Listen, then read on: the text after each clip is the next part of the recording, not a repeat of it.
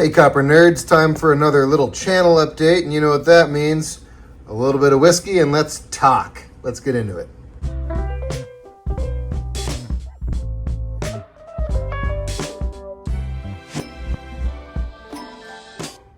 It has been busy lately. I told you guys I dropped my oldest boys off at college, spending a little bit more time with my daughter, who's the last one still living at home.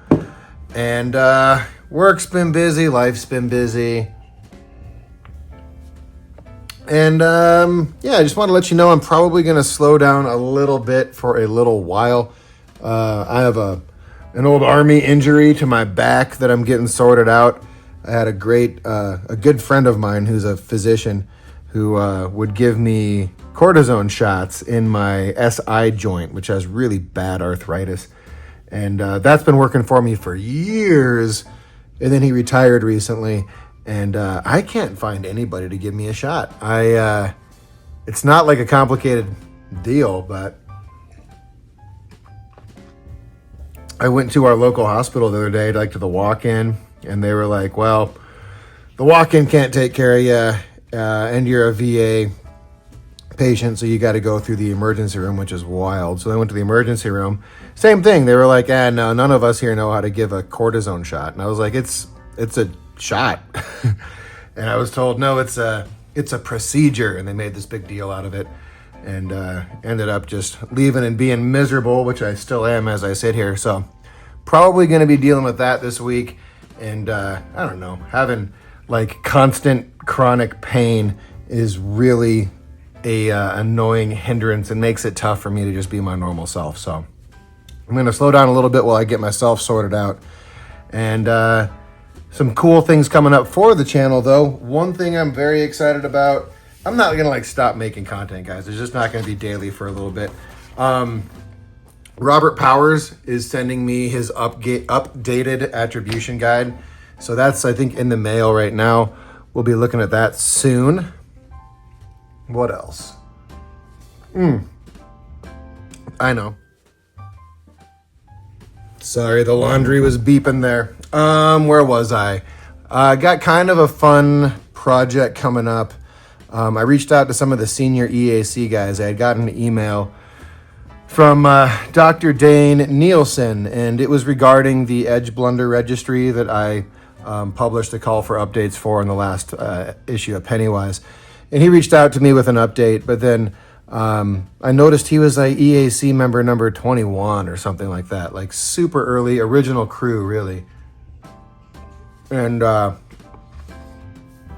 knowing that, I sent him back. I said, hey, you probably don't know that I have a little YouTube channel, but I did an interview with Dennis Loring, who is one of Dane's contemporaries. They're buddies.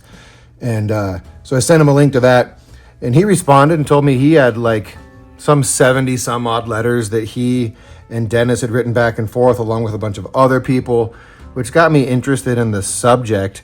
I mean, really before the YouTube platform like this and before group email correspondence, which is very common in EAC. There's different email lists that you could be on. I'm in the Boys of 1794 list, so we have the occasional emails back and forth regarding 1794s and, new discoveries, panel grading, things like that. Anyway, Dane had mentioned to me that he had all this correspondence with EAC members in the early days, and that's something that Dennis Loring had talked about. So I put together a group email to a bunch of the senior EAC folks and just asked them to give me some anecdotes and war stories. It may be some sample letters that had been written back and forth between the members in the early days. So I'm going to be working on a project where I'm going to actually pull out and go through some of the cool old correspondence among some of the very big names in early American copper, some of whom are no longer with us. That's a project that I'm working on. I mentioned I've got the new Powers grading guides coming, so I'll be doing a review on those.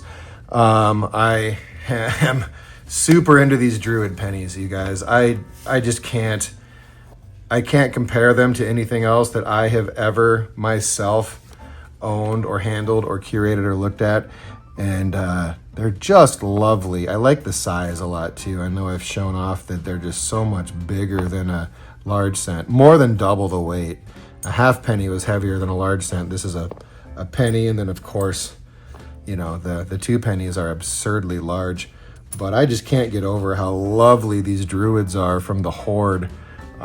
If you are interested in getting in on the Druid Horde, Jerry Bobby still has some left.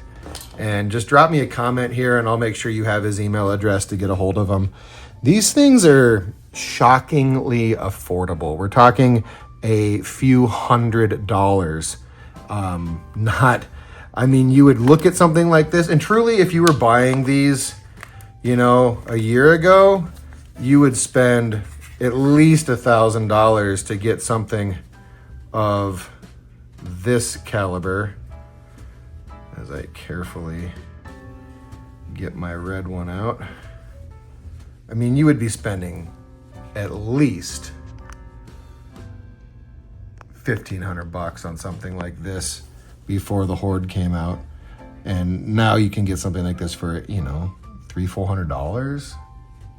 Something like this for, you know, $200-300. Shocking to me. So if you're interested in getting in on the Druid Horde, that one was a little tight, let me know. I'll get you in touch with Jerry. So that's something I'll be working on. I'm going to get myself another 1 or 2. It's a once-in-a-lifetime opportunity. You saw that I've gotten 6 already. I'm going to get myself a couple more, at least 1, maybe 2 that are very nice. This is the worst one of the group for me, and it is lovely, isn't it?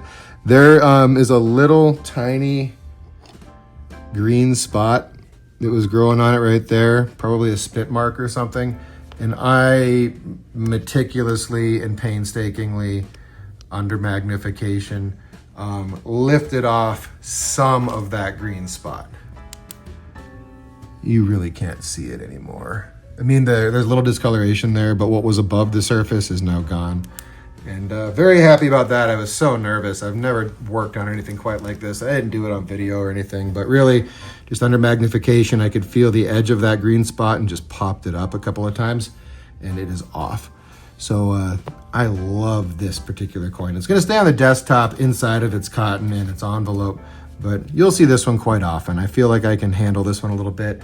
It also had a little bit of green on the edge, and I've got that fairly well conserved off.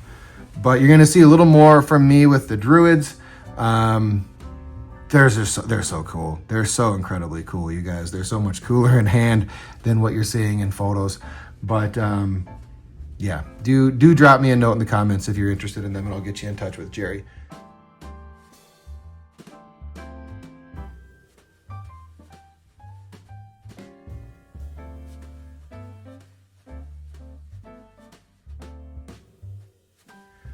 What else is going to be happening? I'd like to do a couple more interviews, maybe just some casual phone call interviews with folks. It's tough without having video on both sides. So what I have done so far is talk to people who I know that on my end, I've got resources and stuff that I can show off that supports the content that we're talking about in the interviews. Dennis Loring's, I had all kinds of resources ready to go. And Thomas Walker, you know, I had his book ready to go. And a few odds and ends on the desktop that were relevant. But interested in doing some more of those conversations just to document some of the wisdom from some of the senior members for us.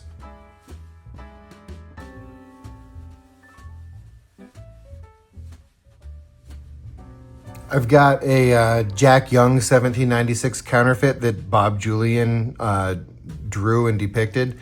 I've got a print of that coming on aluminum that's going to be pretty sweet. So I'm going to show that off, and I'm also going to give a little bit of a correction. You know, I do my videos cold, so I sort of misunderstood the situation with how that 1796 counterfeit came to be. And there was the Hold Host coin, which I thought was then transferred to a die and then re-engraved on the die face. But what actually happened is someone plugged and repaired and re-engraved the coin itself. And then that was die transferred. So I have to make a little bit of a correction to my last video there. But if you didn't see the video on Jack 1796 and Bob Julian's numismatic artwork, check that one out. It's fantastic. It's probably one of the better videos I've made just because the content was so good.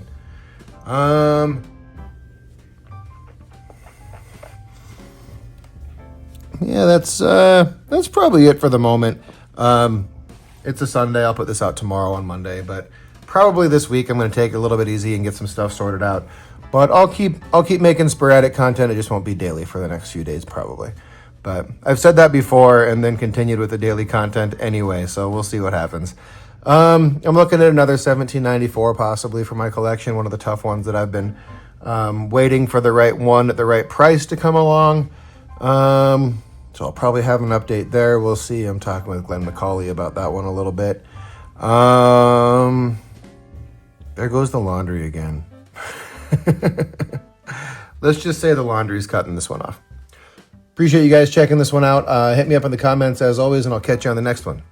Peace.